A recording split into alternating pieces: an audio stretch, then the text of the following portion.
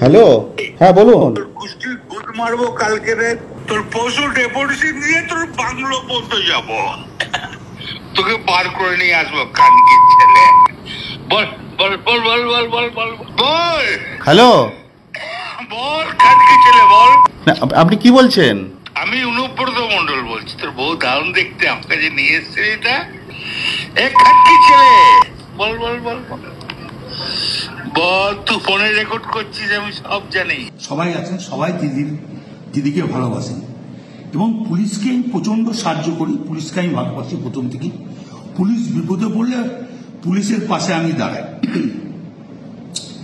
পুলিশকে গাল দেওয়ার কথা আমি কোনদিন ভাবতেই পারি না। পুলিশকে গাল তো যদি দেয় আমি তাকে অপমান করি, এটা আমার বরাবরকার স্বভাব। এবং পুলিশের যখনই যে কোনো এসপি হোক, এসডিপিও হোক, অ্যাডিশনাল এসপি হোক, যারা আমাকে যখনই যা বলেছে যে এটা দেখে দিন, আমি দেখে দিয়েছি।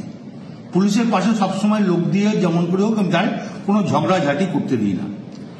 আমি খুব দুঃখিত, কারণ আমি ওষুধ ফষুধ রাখতে খাই তো অনেক ঘুমের, আর আমি এখন 10টার সময় ঘুমিয়ে যাই এবং ঘুমের ট্যাবলেটও খাই।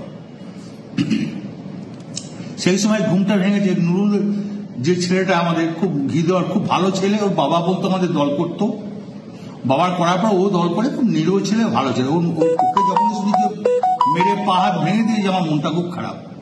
তা আমি আইসিকে আমিও বলেছি, চাঁদুও ফোন করে বলেছে যে আপনি তাড়াতাড়ি যান, যে অন্তত ছেলেটাকে আজ হসপিটালাইজ করুন।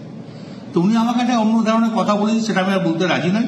তখন আমি নিজের রাগ সামালতে পারিনি, এটা স্বাভাবিক আমি বলেছি।